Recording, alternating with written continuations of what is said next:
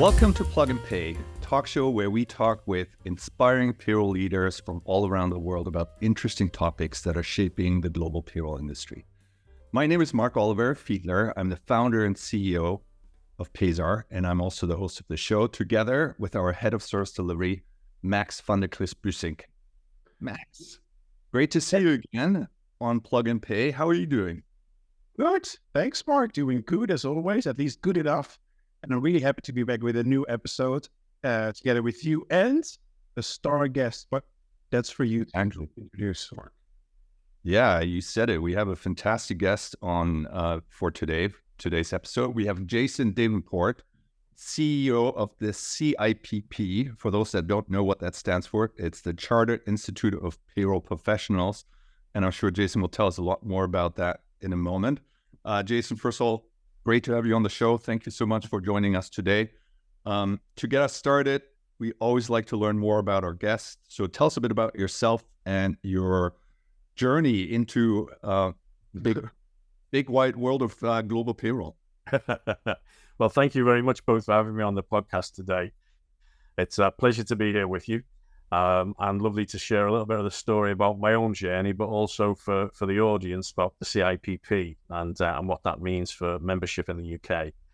A little bit about myself then. I've been in payroll all my career. I'm very pleased to say that rather than being somebody that fell into payroll, I started work as an office junior and I had accounts and payroll responsibilities in front of me, and I chose payroll. What I really enjoyed about it was seeing the results week in, week out, going through the calculations, getting that to 100%. And actually, I started when it was all manually driven and putting cash into pay slips and then handing those pay slips out, the packets out. And yeah, I really found a lot of satisfaction from that and understanding payroll complexity. So my career started there, and whilst it began for the first 9 years was in-house, working in construction and understanding working rule agreements. I then looked around me and I saw that in construction particularly, it was the surveyors and the engineers that got to the top of the trees there, if you like. So I wanted to join an organization where I might be able to progress my career and build through that way. So I then joined outsourcing. And outsourcing 20, 25 years ago, possibly a little bit longer than that, was really starting to gather momentum. And so I joined a business that was then called CMG. It became CMG Logica, that is now CGI. So it's gone through its own iterations, but I was part of the first group in CMG and helped to build out a shared service centre in Salford Quays in Manchester in England. And wow, from understanding payroll and construction, I suddenly was introduced to so many different industries, lots of different variations of pay, lots of things to be put into, computer programs in order to make sure that individuals were properly paid, etc. And joining outsourcing gave me the opportunity to build out not just from a payroll career. So I did the typical route of payroll administrator, payroll supervisor, become a team leader, then a manager, where I also had the opportunity to work in other aspects because we were quite a new business growing out. So I worked in customer service, I worked in sales and business development. And over the course of my earlier career with CMG, I had the opportunity to work on international payroll delivery. So we won a deal with Coca-Cola Enterprises that was to deliver across France, Netherlands, Belgium, and the UK. And that was led from the UK, worked with all of the countries that we had operations in. We actually didn't have operations in Belgium, so we had to subcontract to a very small business called SD Works. Oh, yeah. I've heard of them before, yes. Now the global business that is, but I was dealing with them then when they were just focused on Belgium. And that meeting new people, meeting people across borders, understanding a lot of the challenges were different because of legislation, but the same because of the service delivery aspects. That really got me interested in going beyond a European footing and working on more global payroll. And that's when I joined Northgate Arinzo, as was. And Northgate had bought, through private equity ownership with KKR, They purchased Convergys in the US. They purchased Procedure in Australia, made a number of tactical acquisitions within Europe, and knitted those together to create a global footing and a global provision for clients that wanted that. And so then was lucky enough to work within the global teams, heading up payroll, but also working with the product teams, which gave me another new understanding, and delivering to clients across, well, one deal alone I was working on with the teams was 47 countries, but some of the deals were across 100 plus countries, so truly that follow the sun footing in terms of service delivery. Super nice. I mean, that's a very well-rounded experience that you've gone through. From working kind of locally within a specific industry, then expanding from there, which I think is a great showcase for how payroll can take you into lots of different directions, right? And absolutely, Mark. Yeah. I've had the opportunity to work out in India, out in the Philippines. I've worked in America and Canada, a lot of European countries. And, some people may have said, hey, you've been lucky. But I think a lot of it, there's an element of luck with everything, but it's also driven about your own aspiration. And, I wanted to go and gain that experience. And the opportunities presented themselves. And for anybody who's looking at that opportunity, I think grab it with both hands when it's available to you. Yeah, absolutely. So now, so you've gone through that journey, and now I want to bring us back to your current role. What keeps you busy these days? The CIPP. So tell us a bit more about the CIPP. What is CIPP all about? What kind of services do you provide? How do you interact with the payroll community out there? Just to give us some sense of what your current organization does. Certainly, yeah, certainly. So for me, working in those construction offices with Gaslight and what have you, back some years ago, I looked around me at what associations might be there to support me, because I was working with engineers and surveyors who had their own associations and royal charters that supported their profession. And the BPMA was in existence. So the BPMA was the British Payroll Managers Association. And CIPP in iteration has been around for 42 years. So it was actually back in 2011 when they got the charter, as a chartered institute recognised by Her Majesty's government, obviously now His Majesty's government. And in 2017, since then we've been able to offer individual chartered membership. And that's recognising the level, the qualification, the experience in a similar manner to other professional bodies where they would have individual chartered members. What is the CIPP all about? Well, it's a membership organisation. So people within payroll, within pensions and reward, where they've got that affiliation, can join us. You can join without qualification because we provide training and qualifications. Our qualifications are industry recognised, so you'll find a lot of employers look for CIPP accredited qualifications from individuals that are joining their businesses. And we are constantly reviewing both the training portfolio. Training might be short modular courses about specific legislation or specific items that are coming up. Qualifications are more broad, leading to degrees or masters or BA status. We're always reviewing them, especially with the pivot since COVID. We have to do lots more online. That's an expectation, to have that kind of delivery model as well. So I'm very pleased to say I have a fantastic portfolio of colleagues that are working with me in CIPP. I have instructional designers who are looking at the type of tech that's used and the way those delivery models are made, as well as materials authors and people that are building that out to make sure that the qualifications not only are relevant and correct, but also are delivered in the right manner for today's market. We see the generational change that people want to consume in a different way than just a classroom. And so we can deliver training that supports exactly that kind of model as well. In terms of membership, Mark, we the support to the membership, we have an advisory service that is there for helping and support on a day-to-day basis. We have a magazine, which is always full of great content, lots of interesting articles that are published there.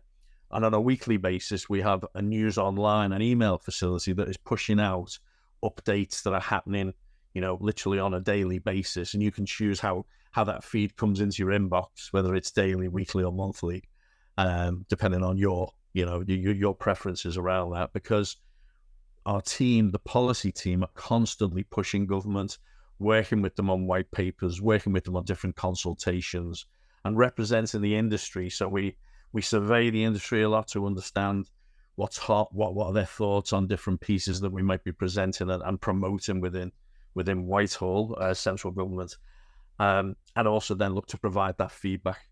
So having that level of policy engagement with government really represents the voice of the payroll industry at those highest levels, because there can be as many as 180 consultations a year that go on. They might not all affect legislation, but wow, there's an awful lot of data gathering that's pretty consistent, which I'm sure is consistent across all countries. Yeah.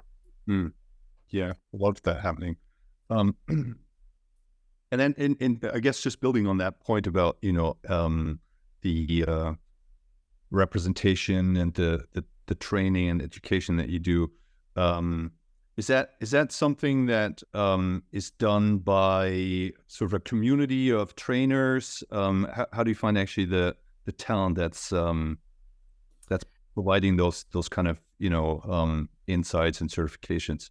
Yeah, that's a great question. Yeah, so while we have our education services team that is supporting enrollments and bringing people through, and then we've got the team that's there dedicated to producing those qualifications, the actual training, we have a whole team of tutors and trainers. So some tutors are employed by ourselves, some trainers are self-employed because they might have other business engagements. Fantastic group of individuals, all looking to keep themselves, on top of industry, on top of the changing circumstances. So CPD is a kind of continual discussion that we have around that professional development. And I'm very fortunate enough to have attended a tutor training away day in my first week as CEO.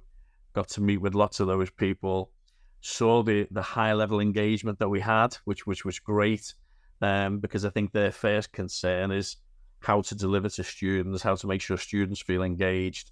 And of course, a lot of topics today are about mental health and mental well-being, so making sure that students spend as much time on reviewing and qualification as they did on their own health and considerations of rest and recovery and those kind of things. So it's great to see those sorts of topics getting discussed at the way day. And we have a good regular input of people that have gone through the qualifications and then said, you know what, I really want to give something back. I'd like to be a tutor myself. And so new input into that framework, And I think, Jason, I was fortunate enough to attend one of your UK payroll training sessions in Long Beach at the American Payroll Association, now rebranded to Payroll.org. So I know that you're also down to the delivery, because I've actually learned a lot. And I think it was on the last day of course on a Friday morning where you had to deliver the UK training. So I'm pretty sure you could give some hints and tips to the community as well.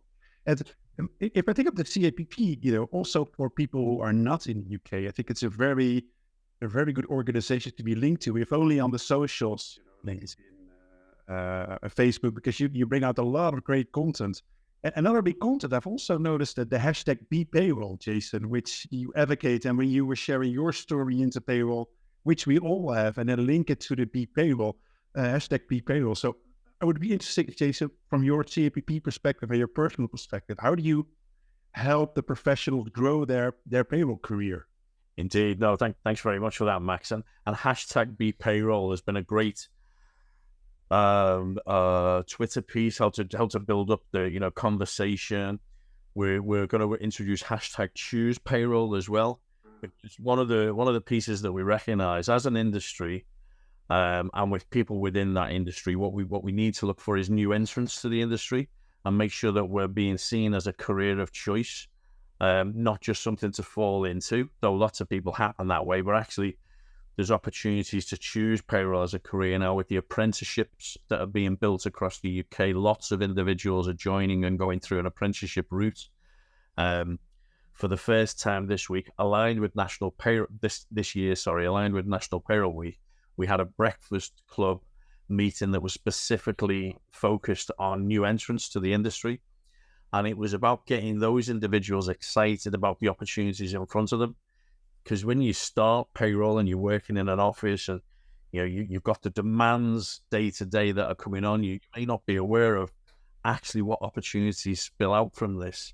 So going through a technical route of qualifications, building up soft skills in terms of management, but actually some of those other areas that I've touched on, you can get into product design, you can get into materials authoring, editing in terms of review of guides and magazines, these kind of things. There's a whole plethora of roles that open up but actually what we look for is some of that base payroll knowledge is really important so that you know that the industry that you're representing. What I'm really pleased are our editor for the magazine, our policy leads, the people who are running the endpoint assessment for apprenticeships. All of those individuals have grown through payroll. So they know the complications of payroll. They know the challenges that exist. They're not just somebody that's come in and, okay, I'm going to take over this area, but actually I don't know very much about the content specific. And I think that's really great for individuals that want to grow into other areas. But the Choose Payroll, the Be Payroll, both of those campaigns are about, again, trying to bring more recognition to the industry, where lots of people think of accounts and accountancy practices. Actually, payroll in and of itself is a very vibrant place to be, Well, just kind of tying the career development aspect that you talk about, Choose Payroll as a proactive career choice. Back to also your own journey. You started it as a administrator on kind of the, I suppose, customer side in an organization where you were responsible for processing payroll, and then you moved into the provider side, right, as you mentioned, with CMG and then later on NGA, Healthcare Renzo. Do you think that's kind of what payroll career development typically entails? That you kind of, and I've seen it with, Max is a perfect example as well. He started on the provider side actually, and then kind of moved into working on what we would consider to be the customer side. Do you think that kind of bouncing between, working in an organization, running the payroll, then maybe working on the provider side, is that kind of a recommended career evolution, or something that?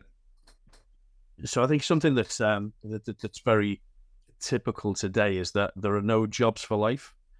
So if we go back a couple of decades, and people would sit in a position and think, okay, I have to sit here and wait out for a pension, et cetera, et cetera. Today's the new market joiners, they're looking at far more of a squiggly career. They look at what's the opportunity going to provide to me? Am I going to learn new skills? And so I think transferable skills from an in-house perspective to an outsourced, and as you say, it could be outsourced to in-house. I think for individuals that want to be at the top of the game, having experience of both sides of that coin, if you like, is very valuable. I guess the challenges of an outsourced arrangement where you might have a commercial arrangement, and there's a customer service aspect that's very important. Those things can still be learned in-house to make sure, are you budgeting correctly? Are you making sure that you're delivering value for the business? Are you still treating your colleagues like customers and providing that customer service level? So there's definitely transferable skills that are learned between both. And my encouragement would be for individuals to experience and determine what's best for them from both sides of that within the industry, because the individuals then that may want to go on and become a payroll director or work within an accounts business and be a partner for payroll as a specific tower, having that broader experiences allows them to be more cognizant of the different challenges that may come.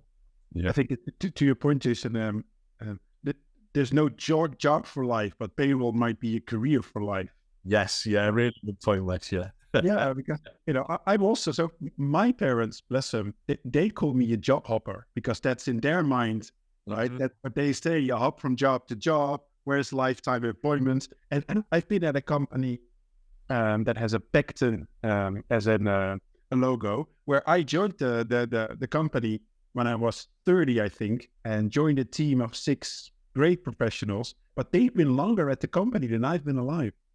Wow. So and you don't see that anymore these days. No. And although I would even argue the outdated perception is that not a good thing, but I would say that the experience I've gained from working domestically, internationally, provider side, the consultant side at PwC is really invaluable to kind of grow your career. And it's all tied to payroll, right? So Yes. I think we're kind of going into an advocate for payroll, but for those listening or in payroll, it's your career, right? Yes. For me, I think I've said it once at a podcast, Nick Day. For me, it combines the best of employment law, HR, finance, tech, product, consultancy, math, personal skill. For me, payroll is really a career. So Mark, I feel payroll is also your career, maybe not by choice, but by design. No, absolutely. And I think there's so many different angles and dimensions to what the kind of roles you can play in the payroll profession, from being deeply immersed in the actual operational execution to more strategic roles, model design, service models that are being questioned and innovated around, and product, obviously, product innovations. So I think depending on where your passion is, and I like, what Jason said, well, you gotta push yourself maybe a bit out of your comfort zone and find out and try out new things, right? Don't just stay and take on the next role that's kind of quite similar to what you've done before. Maybe you don't see yourself, but jump over to the provider side, to the outsourcing side, and get a flavor for what life looks like on the other side. And if it's not for you, jump back to the other side. But now you will gain so many insights from being on that other side of the fence that it will make you a much stronger leader and professional in going back into the in-house role as well. So I don't think there's any right or wrong per se. Yeah, I've always looked at my career and alongside the family. So what I didn't say, Louise and I have been together for 33 years. We've got 3 children who are now young adults. And there's been times with the global work, there was a time when it was determined actually I needed to be more in the UK. And so switched roles then within the UK. Pre-COVID, also wanted to spend a bit more time with the family. Also wanted to challenge myself. 5 years before I took up this role, I started my own consultancy business. And so running your own consultancy business, all from a payroll perspective. So it was about payroll experience providing back to clients, some big name clients working alongside and reviewing their projects and how they were going, providing support on standards, etc. All of that, also running my own business, was something that gave me a lot of experience, a lot more understanding about broader aspects. But also, the appetite to go and chase business down and make sure that you're winning that to keep the revenue streams going, etc. So, yeah, I think there's such a lot that you can do, and it's all about building up that base experience and having it behind you, and then deciding where you want to take that. This role now as CEO, I see as my swan song, if you like, in a lot of ways. This is about me serving the community, giving back. And so I have a couple of mantras that the guys know that I live by. Firstly, every day is a school day. So always learning, constantly looking for feedback, and because we can build on information shared. And another one is an old-fashioned approach was very much about power base and keeping information to yourself. Oh yeah. And a description around that is that, you give a man a fish and you feed him for the day, but if you teach him how to fish, you feed him for life. And so my principle is always about teach that way, share the knowledge you have, share the experience you have, because somebody else is going to gain and build out better as a result of that, Yeah. Sharing is caring, Jason, and I think That's correct. based on the conversation I have with people you have, it almost feels like whoever you talk to in payroll, everyone is in the same boat. And that's what I love also about the CIPP, right? You build events such as the one that at the time of this recording, I think it will be in due course, maybe next week, Yes. where you kind of build those connections and networks where you might now be on the customer side, you might chat to someone on the provider side and kind of build those type of connections. So I was just interested to see, because we kind of have a future past episode. So when the event is over, this might air, Jason. What would you love to state about the event? So firstly, it's an education event, yeah. So it's about learning. We absolutely put on workshops that will support you wherever your career might be. We look to have a global stream. We look to have a public sector stream and UK stream, so that people can pick the workshops that are best for them, depending on their career and where they are. It's also, as you say, Max, it's a networking event. It's a great opportunity to come together, work alongside people that you've known for a long time, discuss issues that you're facing. We have plenary sessions that are run with, members from Her Majesty's government. So HMRC come along and they provide their updates and take questions and challenge from the audience as well, which is good for that direct connection for them to hear. But it's absolutely about getting together and then also seeing what's available through the exhibitors, because we have the exhibition.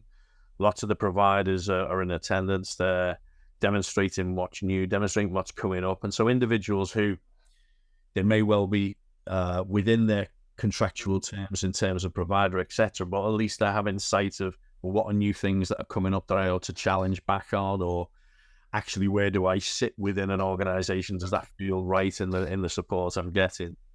But we see that as a flagship event for the year, getting everybody together. And really as an opportunity, not just to learn and develop, but also then we have the awards ceremony, which is the final part of the event. And that's lovely to celebrate those who put themselves forward and have been judged to win the awards. Nice. Yeah, so anyone who hasn't gone, I strongly recommend to check out the event, even though, as Max said, by the time of this airing, it might be too late for this year, but definitely check it out for future opportunities to attend. Both the physical one that's taking place as well as virtual ones, which I suppose is becoming more of a common trend, anyways. Yeah. I did want to go back to one of the things you talked about is yourself having experience working on the outsourcing side, on the provider side. And you also mentioned that at the event that's taking place next week, that's also an opportunity to learn more about some of the new things that vendors are working on.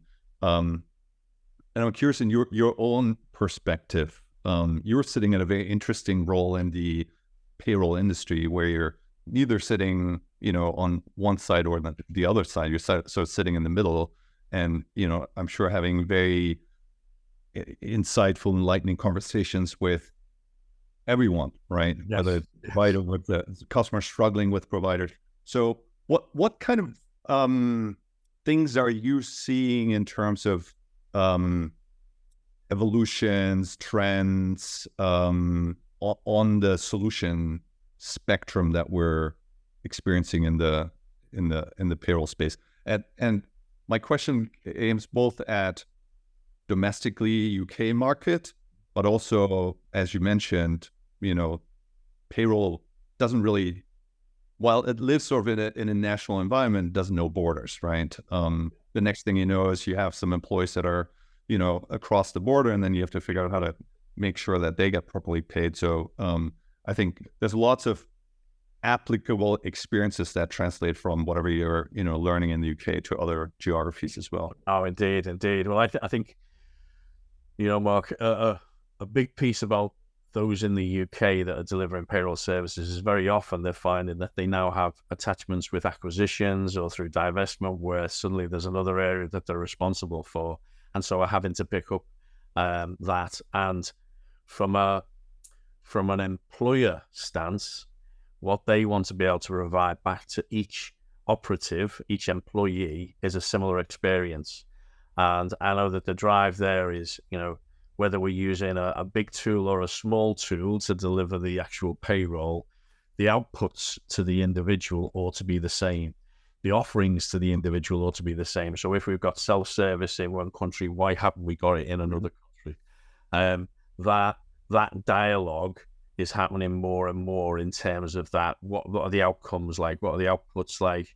And is it a shared experience, or is it very different in Asia to what you're receiving in America? Just throwing countries out as examples. So that's one thing for the vendors to think about. How can they ensure that the experience, the treatment, the processes are going to be as aligned as possible across each of those countries? That's one part of it. We always used to say that we'd look to the US first for things that were happening, and they'd filter through. And the US and the gig economy is definitely driving the big question mark at the moment around earned wage access. So people wanting pay on demand, people wanting that more regularly. It's a generational thing as well. I see it with my youngsters coming through. They're like, why should I wait 8 weeks for overtime pay? I want overtime pay the week after I've earned it, not 8 weeks time. So that's very much a debateful point at the moment that lots of people are inputting to, and solutions are being created around that. But equally, I think the employer and the provider has got a responsibility to the individual about financial well-being. So there isn't just about creating the facilities for these things to happen. It's also, are we ensuring that this individual isn't getting themselves into any kind of financial hardship as a result of providing access to wages early, as an example? I think the whole financial and mental well-being discussion is so much more alive now. Whether that was COVID that has kind of made that pivot and propelled that to the forefront, but there's very much a consciousness that we in payroll have such a big part to play, making sure that somebody receives the right pay at the right time, month in or week in. Is super important to an individual's ability then to function outside of work as well. Yeah. Thanks, Jason. I think that's really helpful. What struck me is how Marc positioned it. You're like in between the customer or the employee, the employer, and the providers. And in that role, and taking it to the topic of earned wage access, would there also be consultation with the governments? Because what I feel in terms of earned wage access, the legislation is kind of training a little bit to enable earned wage access and implementing that in a compliant way. Yes. Yeah, no, indeed, because the government's looking at earned wage access and saying, well, actually, our taxes due earlier. Should I be getting my part of that earlier? Now, we typically have within the UK, it's that month from the payment to when the pay of taxes is due across, and Social Security and what have you. And so we would argue that as long as it's within that time frame, that structure should still exist. But yeah, HMRC are reviewing it in a way that says, well, is there something we need to trigger earlier? Of course, yeah.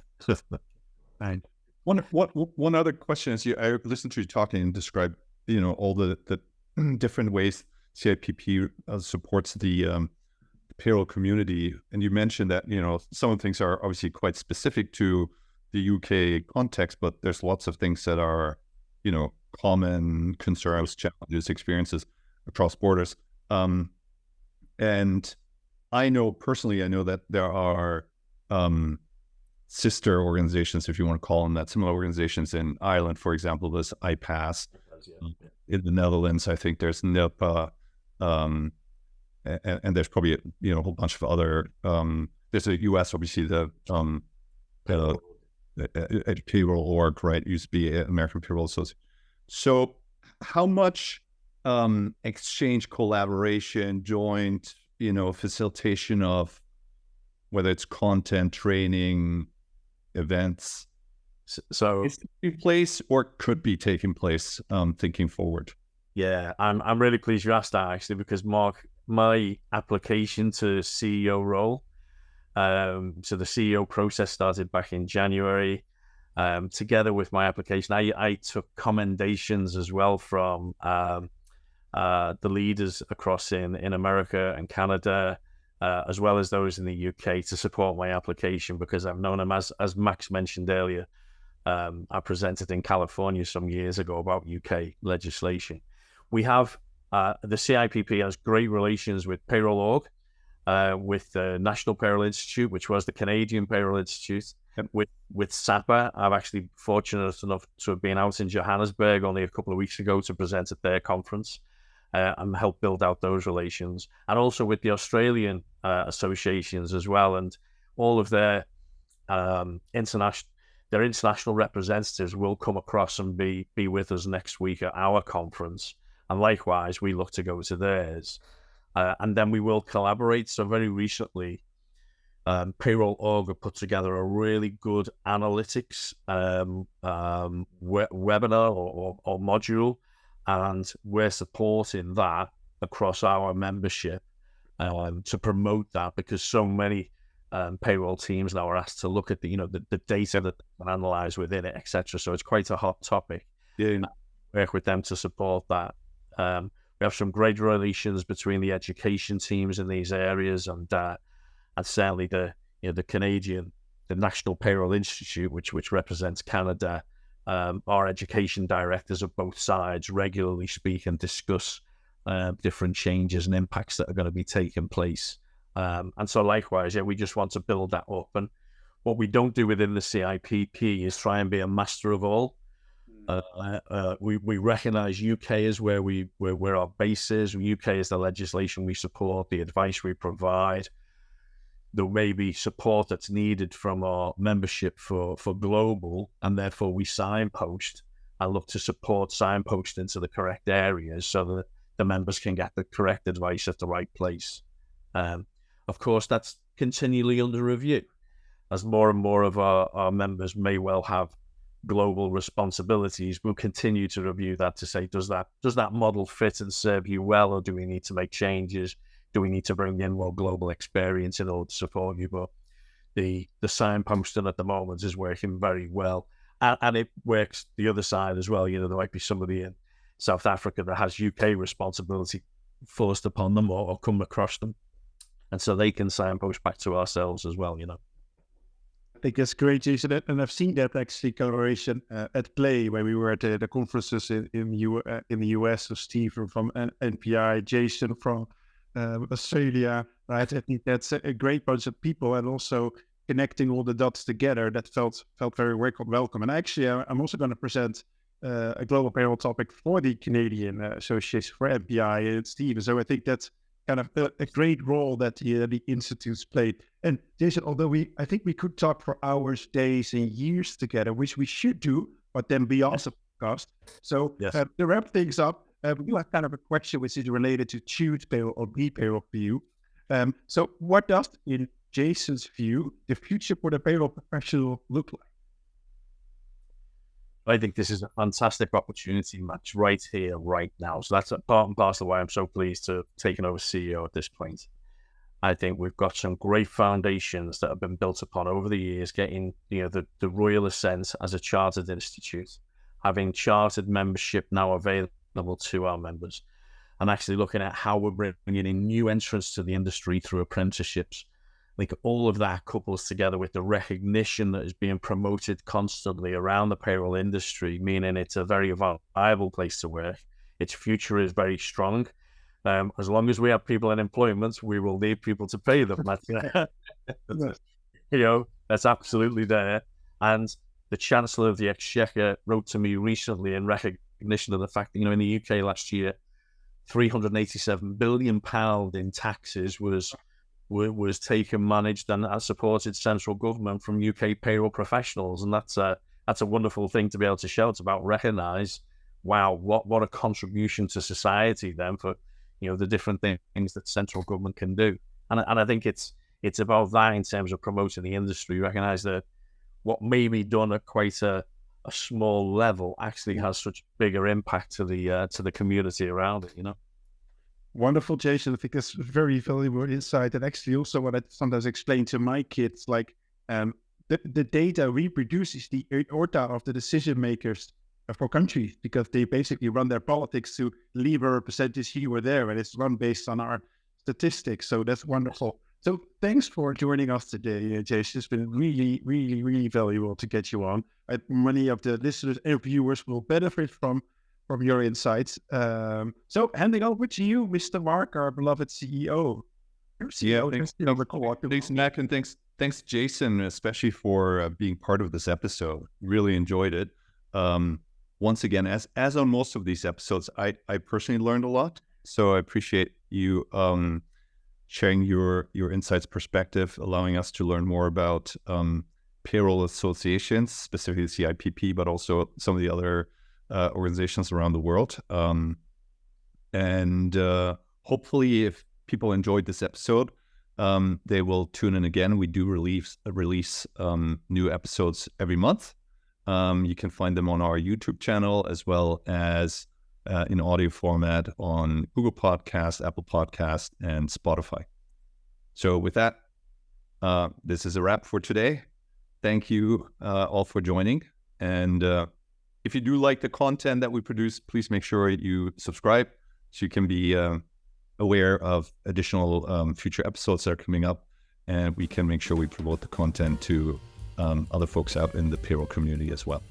So thank you again, and have a great rest of the day.